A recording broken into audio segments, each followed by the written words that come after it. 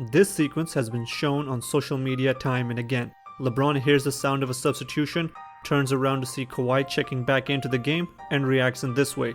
The intent of this clip is obvious. LeBron is scared of Kawhi. But is that really the reason? In this video, we're gonna see how that is not entirely the case.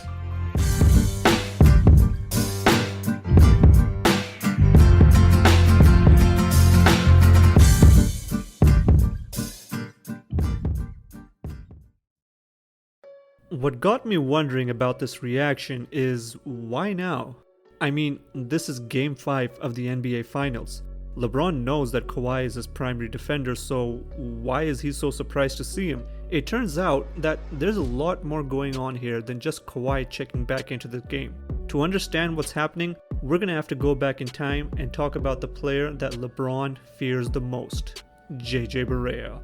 Okay, that's an exaggeration, but seriously, the 2011 finals were shocking in more ways than one. Not only did LeBron have a complete meltdown in the finals, but the world found out that he couldn't even post up a 5'10 JJ Barea. He seemed to lack awareness on how exactly to use his size, and the Mavericks got away with putting shorter guys on him.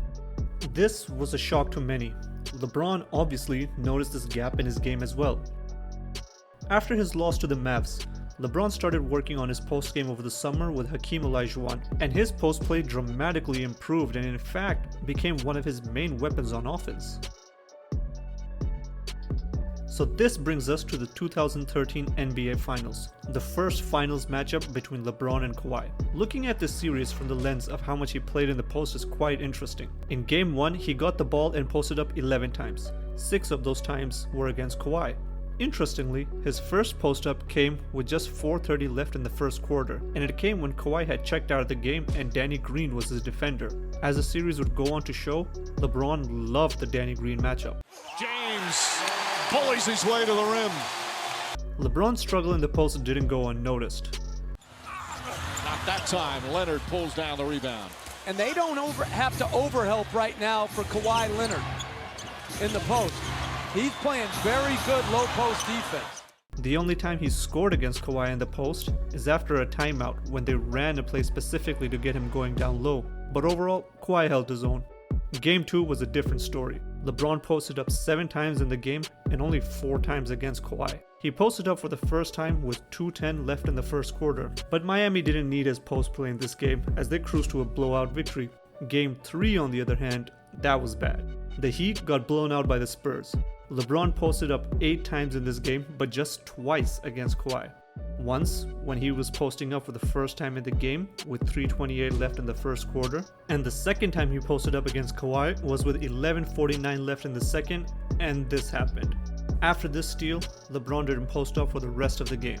LeBron's first 2 games in the series were well below his standards, and his Game 3 was lackluster. However, Game 4 was a whole different story. He knew that if his team stood a chance of winning these finals, he had to exert himself physically in the game and make things happen in the post. LeBron posted up 15 times in Game 4, the most he had done in the series so far. The first time he did it was with 9:22 left in the first quarter, and right off the bat, you can notice that things have changed and he is exerting himself more. 4 to shoot. Quick spin move and again banks in the layup. The power and force he's playing with is so much greater than at any time in the first 3 games. The force was noticeable to Pop as well. So far in the series, when Kawhi took his rest, Danny Green would come and guard LeBron. But in this game, when Kawhi went to take his scheduled rest, Pop put in Boris Diaw. Diaw hadn't played a single second in the previous game, but Pop knew that Danny Green couldn't guard LeBron in the post and that he had to put size on him. Pretty much it was like pick your poison, and I was a taller and big, and so that's why I could guard him closer to the basket because I could match. I was maybe heavier than him as well. Game 4 was a blowout, and LeBron had had his best game offensively in the series. We have now reached Game 5, and Pop knew he couldn't let LeBron dominate the post, otherwise his team wouldn't stand a chance. So he adjusted his strategy and the Spurs came ready. This time, when Kawhi took his rest, Diaw came in to guard LeBron. LeBron knew there was no way he could play Diaw in the post, and he just wasn't able to exert himself in this game the same way. LeBron posted up only once in the first quarter, and that came on a switch against Ginobili. The second time LeBron posted up was with 3:12 left in the second quarter. The Spurs strategy was working, and they had jumped off to a 17-point lead. And then, something surprising happened. Kawhi checked out for his scheduled rest towards the end of the second quarter, but Diaw didn't check back in. This meant that Danny Green was going to guard LeBron. LeBron's head is racing at this point. There's about 3 minutes left in the second quarter. Kawhi and Diaw are both out of the game. This is his chance. This is his opportunity to get some touches in the post, score some points, end the half on a high, and get into the rhythm for the rest of the game. And what happens in the first possession after that substitution? Boom. Post up, bucket. Danny Green stood no chance. LeBron is already putting his plan into work. Second possession, LeBron goes to post up and Danny Green fouls him. Free throws. 2 possession, 2 successes. LeBron is geared for a strong finish for this half. But then, this happens. Sold out crowd. It's their first miss. They were 9 for 9.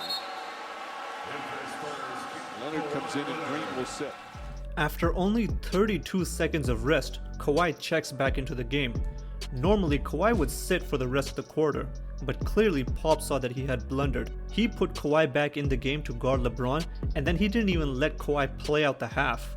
After 1 minute, he checked out and Diaw came back in.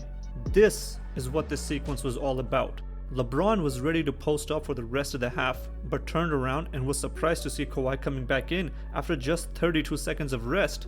His plans of butchering Green in the post just went up in flames. So what is the point of this video? First off, let's make something clear. If it already wasn't obvious from this video, Kawhi is a great defender. And the fact that the best player on the planet didn't want to post up against him shows that he knew it as well. However, this clip isn't just a reaction to seeing Kawhi. It's a surprise to seeing him return after 32 seconds of rest. It's a reaction to seeing his plans for the rest of the half being changed. And most importantly, it's disappointment at losing the exciting opportunity of being guarded by Danny Green. He thought that Pop wanted Green to guard him for the rest of the half and was disappointed to see that he changed his mind. In fact, I argue that if, instead of Kawhi, Diaw had checked back into the game, LeBron's reaction would have been exactly the same.